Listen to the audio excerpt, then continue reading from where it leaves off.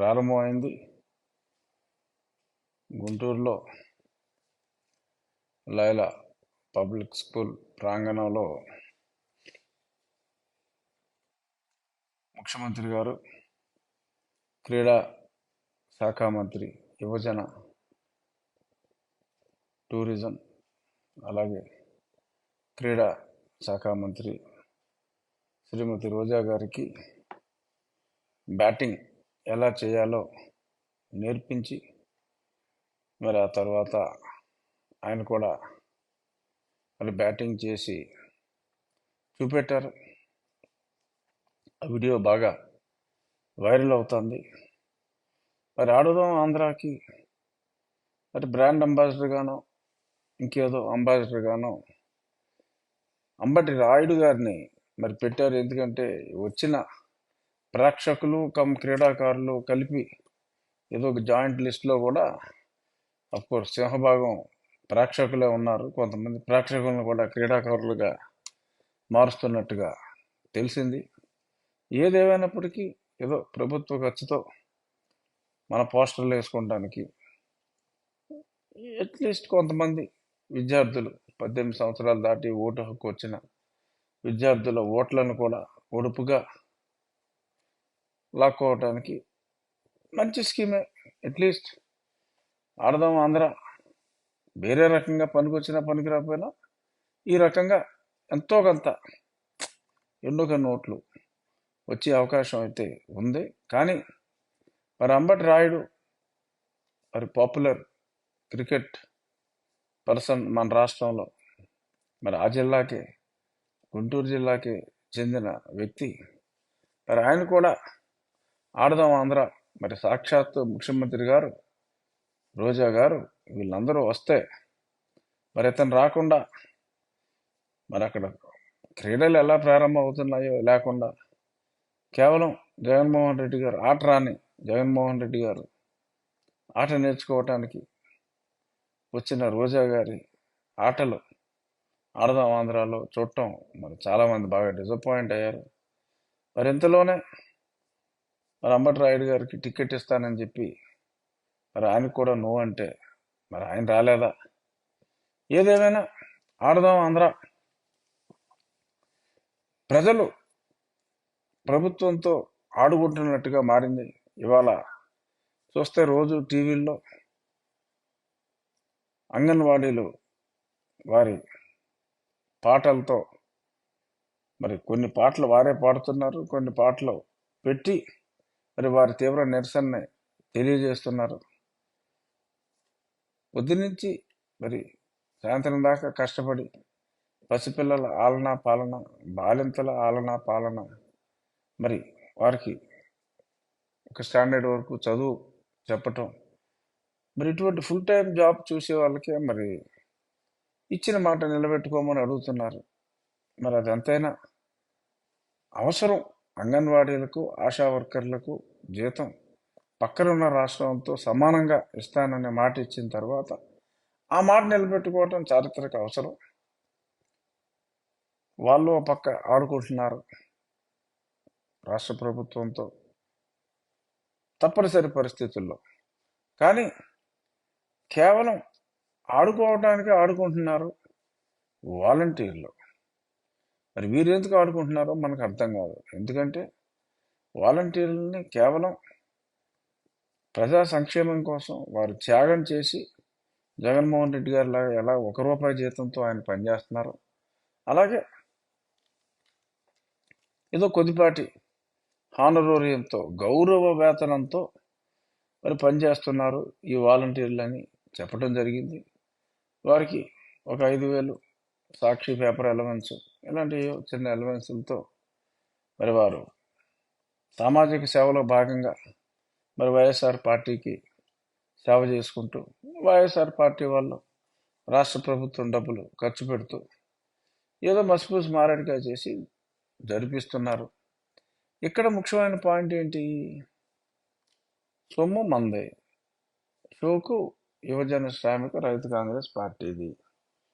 ఏదో 5,000 చొప్పున ఇస్తున్నారు రాష్ట్రానికి. మరి నెలకి మరి 2,70,000 మందికి 5,000 చొప్పున మరి ఎన్నో వేల కోట్లు మనం ఖర్చు పెడుతున్నాం. కేడరా దూరం అయింది పార్టీకి. నాకు వీళ్ళు ఉన్నారనుకున్నారు. ఇప్పుడు వాళ్ళు స్ట్రైక్ అంటున్నారు. ఏంట్రా అంటే మరి 5,000కి ఎందుకు చేరారో తెలియదు. మరి ఏదన్నా ఒక సంవత్సరం తర్వాత పెంచితే 5,000ని 6,000 చేస్తారు, లేకపోతే ఇంకో 1,000 కలిపి 7,000 చేస్తారు. దీనికి మరి వాళ్ళు ఎంత అడుగుతున్నారు? 18,000 అడుగుతున్నారా వాలంటీర్లు? ఓ 16,000 నుంచి 18,000 చేయమని చెప్పి వారి సేవలకు సేవారత్న అవార్డులు లేకపోతే సేవా వజ్ర అవార్డులు సరిపో, మాకు జీతం 3.5 times పెంచాలి అని చెప్పి మరి వాళ్ళ వాలంటీర్లు స్ట్రైక్ కూడా కొన్ని ప్రాంతాల్లో సమ్మె చేస్తామని అంటున్నారు. ఆశ్చర్యం, అసలు వాళ్ళకి విధులే లేవు. మరి సమ్మె ఎందుకు చేస్తారో అర్థం కాదు. ఒకవేళ ఈ 1వ తారీఖుకి డబ్బులు ఇవ్వటానికి ప్రభుత్వం దగ్గర పింఛన్లు ఇవ్వడానికి డబ్బులు లేవా? ఆ డబ్బులు ఇవ్వడానికి ఇబ్బందిగా ఉండి వీళ్ళే స్ట్రైక్ చేయమంటున్నారా? ఏమో తెలీదు.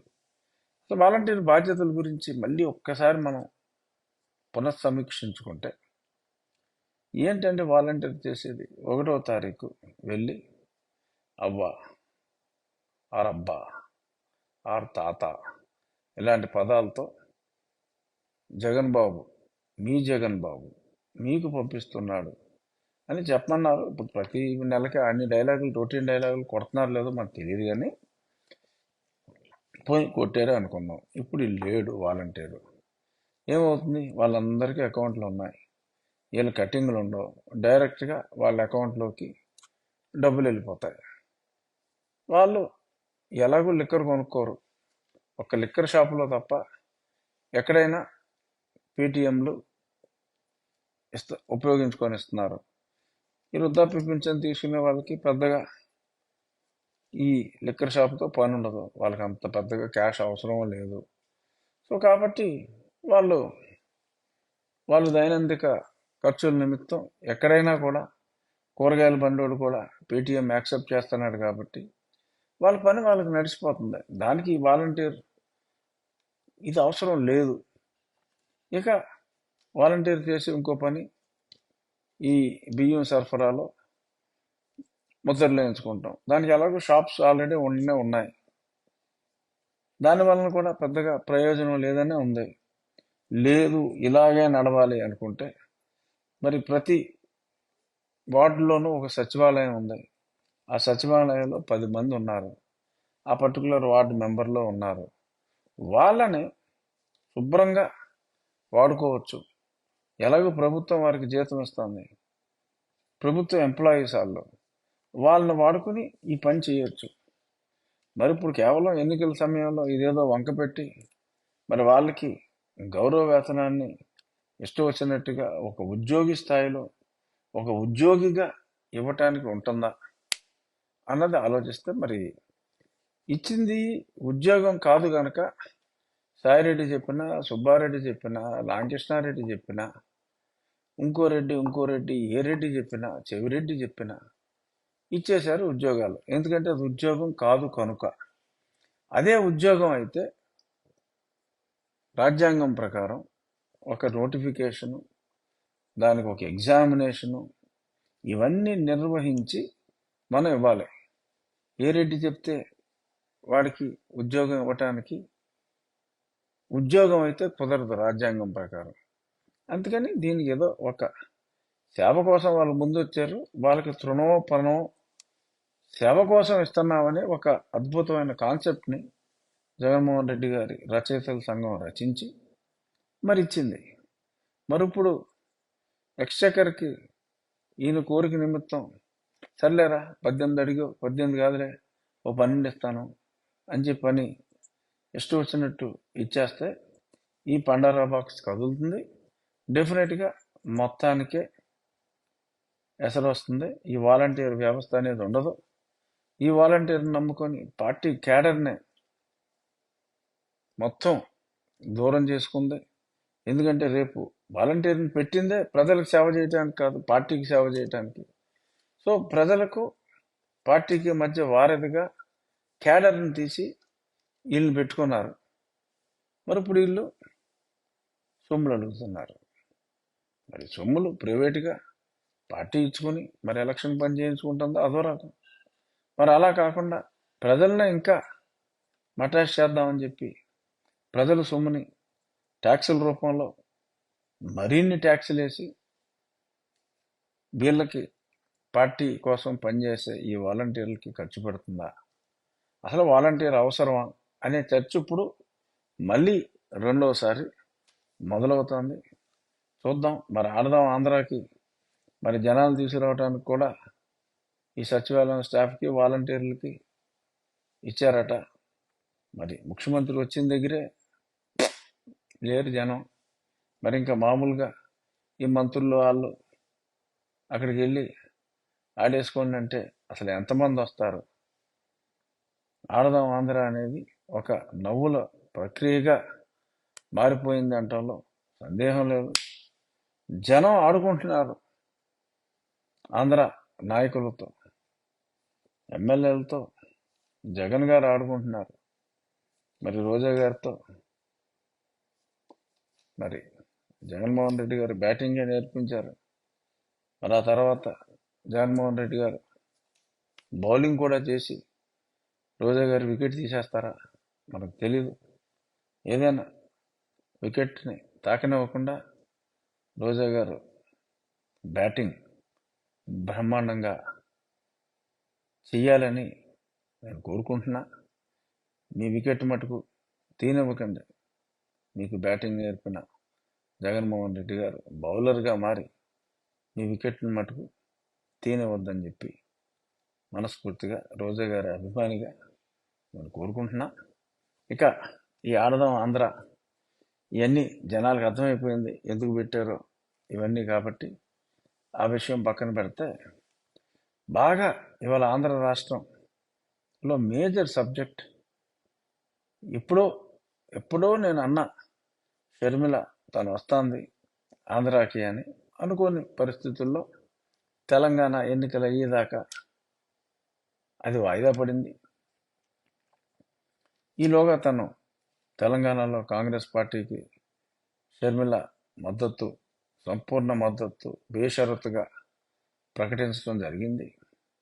మరిప్పుడు తాజా పరిణామాల ప్రకారం రేపు రాబోయే జనవరి తొలి 10 రోజుల్లో ఏ రోజన్నదో ఇదమిద్దంగా చెప్పలేకపోయినప్పటికీ బిట్వీన్ 5th and 10th మరి షర్మిల గారికి ఆంధ్రప్రదేశ్ కాంగ్రెస్ కమిటీ మహిళా అధ్యక్షురాలుగా అవకాశం దక్కబోతోంది అన్నట్టుగా తెలుస్తోంది.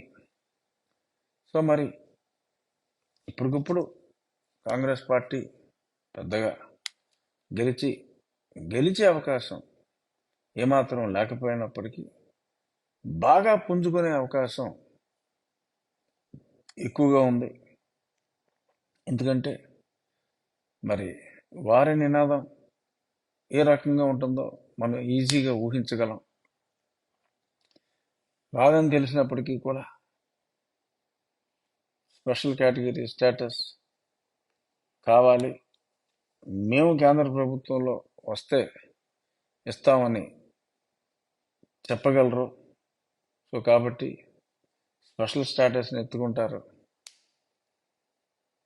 కేంద్రంలో చాలా వ్యత్యాసం ఉన్నప్పటికీ భారతీయ జనతా పార్టీకి కాంగ్రెస్ పార్టీకి, కానీ నేషనల్ పార్టీగా మెయిన్ పార్టీలు రెండే కాబట్టి Bharatiya Janata Party, Congress party. So వాళ్ళకి మేము ఓకే స్టీల్ ప్లాంట్ని ప్రైవేటీకరణ చేయలేము అని ఇలా కొన్ని పాయింట్లు చెప్పుకునే అవకాశం అయితే ఉంటుంది. మరి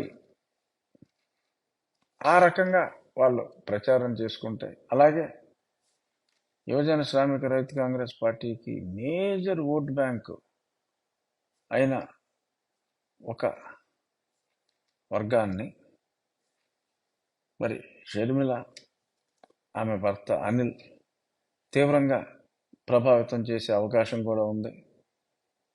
సో ఇటువంటి ఈ కేటగిరీస్ అన్నిటిని కాస్తంత కదిలించగలిగినా మరి ఆ 1% ఓటుని ఒక 5 నుంచి 7% పెంచుకోగలిగితే మరి డెఫినెట్గా ఆ 7% ఓట్లు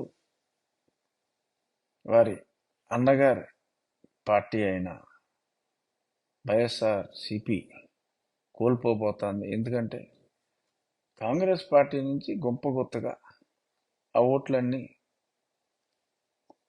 వైఎస్ఆర్ కాంగ్రెస్ పార్టీకి మళ్ళిని, అదే ఓట్లో ఆ మళ్ళిన ఓట్లలో అంటే ఒక 40% రెగ్యులర్ కాంగ్రెస్ ఓటింగ్ అది మళ్ళింది, కొంత న్యూట్రల్ ఓటింగ్ వీరిని నమ్మి వచ్చింది 50%. ఆ న్యూట్రల్ ఓటింగ్ ఎడిదిరిగి తెలుగుదేశం కూటమికి కంఫర్టబుల్గా మారిపోతుంది.